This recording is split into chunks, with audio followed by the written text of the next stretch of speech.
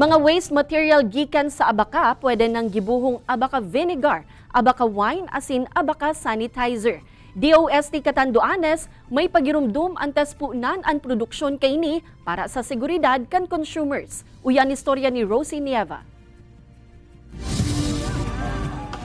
Ang Catanduanes ang pigmimirar como abaka capital of the Philippines. Asin hulita haros dakulang porsyento kan populasyon ang mga abaka farmers nakakapagproduce digdi ng 60% na abaka fiber. Alagad ang natatadang 40% napapaduman sa abaka waste o ang pigaapo na kan mga paraoma. Kaya ang researcher na si Professor Estrella Triviana nag-isip nin bagay para daing masayang ang gabos na parte kan mga abaka. Sa iyang pag-aadal, nadiskubre digdi na gikan sa abaka core o ubod, kukuanon digdi ang katas asin pigigibong abaka vinegar na may halong katas nin nyog. Pigahaluan pa nin siling labuyo para mas mating-mati ang pagkabikulano. Arog man kaini ang proseso sa pagibo ning abaka wine.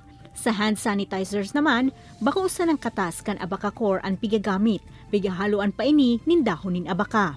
For the sake of the people of Catanduanes na mga abakaleros, para naman madagdagan ang kita, para naman madagdagan ang ating ekonomiya, makatulong tayo. Sigon sa Catanduanes Vinegar and Producers Association, sarusubot ining oportunidad na mataunin dagdag na kabuhayan sa mga pamilya sa isla.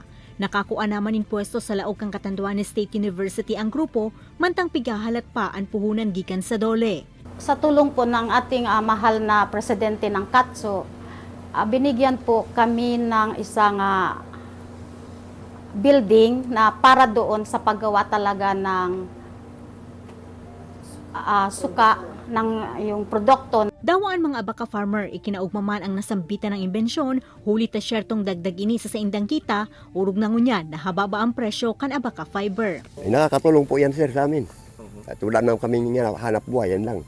Alagad nagpagirumdum ang DOST Catanduanes na syertohong igwanin maninigong permit antes po na ng produksyon para masyerto ang seguridad kan consumers. Basta yun yung siguro titignan ko dito na aspeto na kailangan makumpleto muna natin yung mga documents upon the production nitong vinegar. Bukas man subuot ang DOST na tabangan ng grupo para sa trayumpo kanasambitan ng mga produkto. Ini si Rosie Nieva, Balitang Bicolandia.